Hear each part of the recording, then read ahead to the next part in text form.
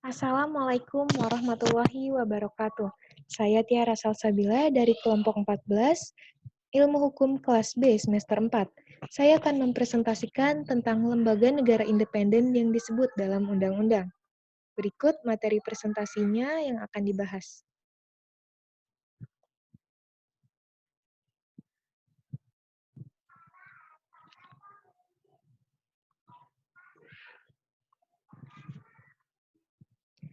Pasca perubahan konstitusi, Indonesia membagi lembaga negara ke dalam 3 kelompok. Yang pertama, lembaga negara yang dibentuk berdasarkan atas perintah Undang-Undang Dasar Negara Republik Indonesia tahun 1945.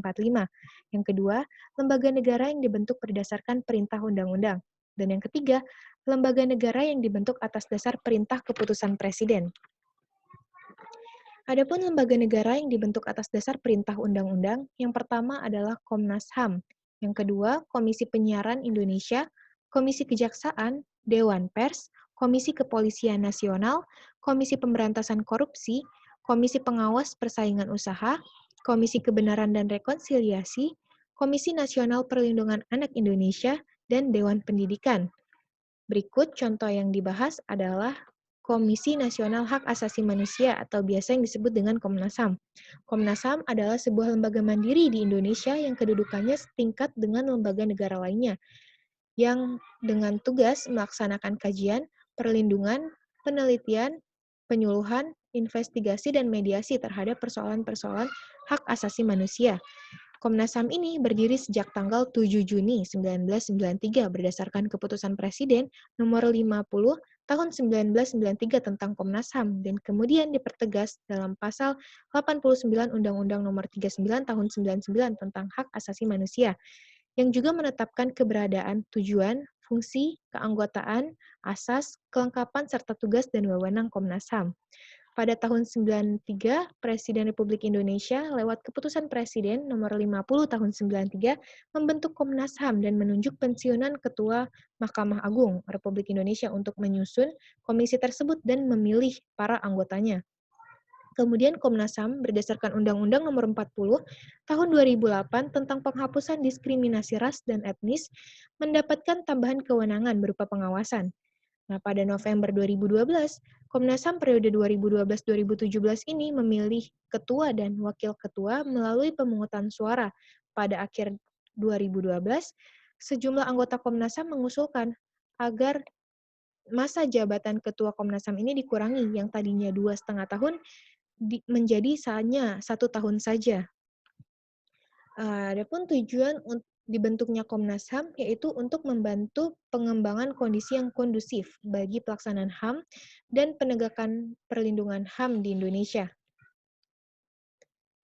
Pembentukan Komnas HAM dilatar belakangi oleh 3 hal. Yang pertama, belum maksimalnya upaya pemulihan atas kerugian yang ditimbulkan dari pelanggaran HAM berat yang tergolong extraordinary crime. Yang kedua, belum berkembangnya kondisi yang kondusif bagi pelaksanaan HAM. Dan yang ketiga, masih lemahnya perlindungan dan penegakan HAM di Indonesia. Asas dasar hak asasi manusia yang tercantum dalam Undang-Undang Nomor 39 Tahun 99, yang pertama, setiap orang berhak atas pengakuan jaminan, perlindungan, dan perlakuan hukum yang adil, serta mendapatkan kepastian hukum dan perlakuan yang sama di depan hukum. Setiap orang juga berhak atas perlindungan hak asasi manusia dan mendapatkan kebebasan dasar manusia tanpa adanya diskriminasi. Setiap orang berhak untuk hidup, hak untuk tidak disiksa, hak mendapatkan kebebasan pribadi, pikiran, dan hati nurani, hak beragama, hak untuk tidak diperbudak, hak untuk diakui sebagai pribadi dan persamaan di depan hukum. Setiap orang juga diakui sebagai pribadi yang berhak untuk menuntut dan memperoleh perlakuan serta perlindungan yang sama di depan hukum. Setiap orang berhak mendapatkan bantuan dan perlindungan yang adil dan pengadilan yang objektif dan tidak berpihak. Contoh selanjutnya adalah KPU, Komisi Pemilihan Umum. Komisi Pemilihan Umum adalah lembaga negara yang menyelenggarakan pemilihan umum atau pemilu di Indonesia.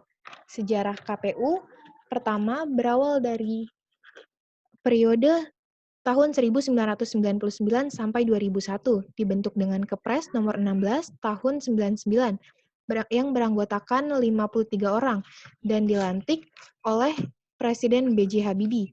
Kemudian KPU kedua, periode 2001 sampai 2007 dibentuk dengan Kepres nomor 10 tahun 2001 yang beranggotakan 11 orang dan dilantik oleh Presiden Abdurrahman Wahid. Yang ketiga, periode 2007 sampai 2012 dibentuk berdasarkan Kepres nomor 101 tahun 2007 yang beranggotakan 7 orang dan dilantik oleh Presiden Susilo Bambang Yudhoyono. Dan kemudian KPU keempat, periode 2012 sampai 2017 dibentuk dan beranggotakan 7 orang. Pemilihan umum yang diselenggarakan oleh KPU meliputi pemilu anggota DPR, DPD, DPRD, pemilu presiden dan wakil presiden, serta pemilu kepala daerah dan wakil kepala daerah. Pada awalnya, KPU ini terdiri dari anggota-anggota yang merupakan anggota partai politik dan elemen pemerintah. Akan tetapi, pada tahun 2000 setelah dikeluarkannya Undang-Undang Nomor 4 Tahun 2000, Komisi Pemilihan Umum harus beranggotakan anggota-anggota non-partai politik juga.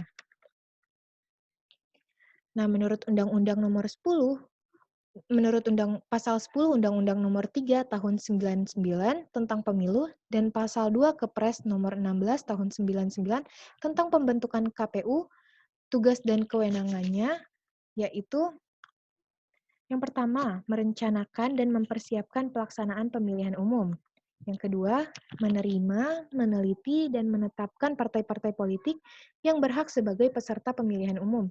Yang ketiga, membentuk panitia pemilihan Indonesia dan mengkoordinasikan kegiatan pemilihan umum, mulai dari tingkat pusat sampai di tempat TPS, tempat pemungutan suara. Yang keempat, menetapkan jumlah kursi anggota DPR, DPRD 1, dan DPRD 2 untuk setiap daerah pemilihan. Yang kelima, menetapkan keseluruhan hasil pemilihan umum di semua daerah pemilihan untuk DPR, DPRD 1, dan DPRD 2. Yang keenam, mengumpulkan dan mensistemasikan bahan-bahan serta data hasil pemilihan umum. Dan yang ketujuh, memimpin tahapan kegiatan pemilihan umum. Contoh selanjutnya adalah KPK, Komisi Pemberantasan Korupsi.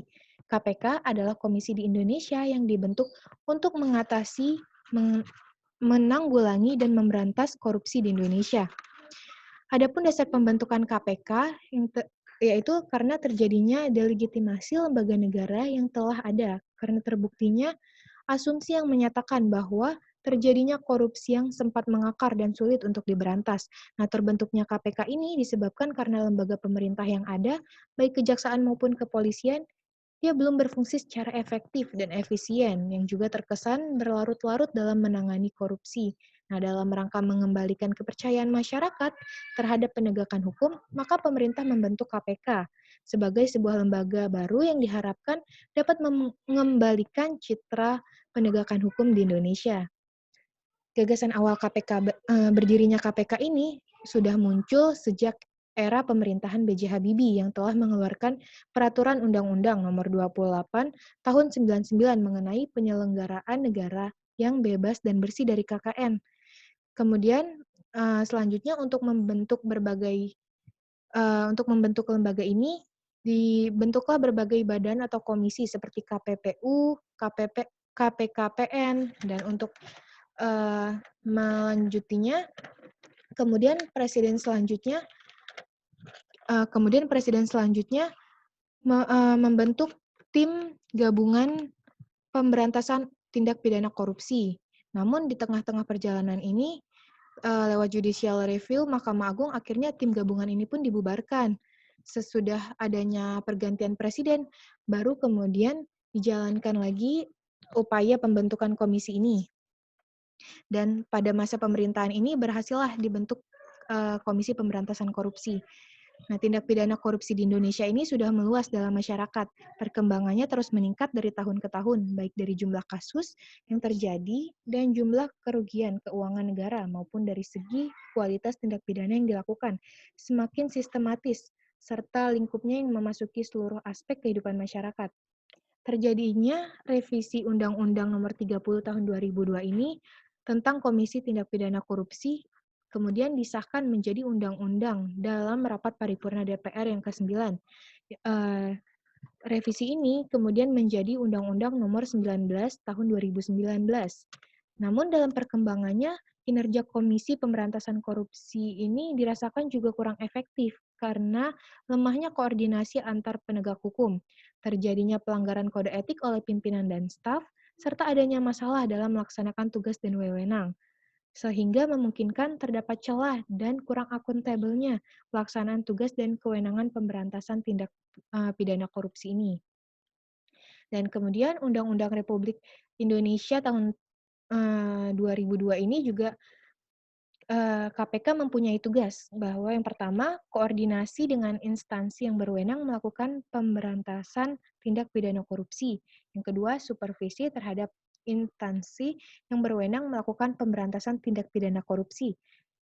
Yang ketiga, melakukan penyelidikan, penyidikan, dan penuntutan terhadap tindak pidana korupsi. Yang keempat, melakukan tindakan-tindakan pencegahan tindak pidana korupsi. Dan yang terakhir, melakukan monitor terhadap penyelenggaraan pemerintahan negara. Ada juga Komisi Pemberantasan Korupsi sebagaimana yang dimaksud dalam pasal 3, ia terdiri atas pimpinan KPK yang terdiri dari 5 anggota, kemudian tim penasehat yang terdiri dari 4 anggota, dan pegawai KPK sebagai pelaksana tugas. Sekian presentasi dari saya. Mohon maaf apabila ada kekurangan atau kesalahan kata. Wassalamualaikum warahmatullahi wabarakatuh.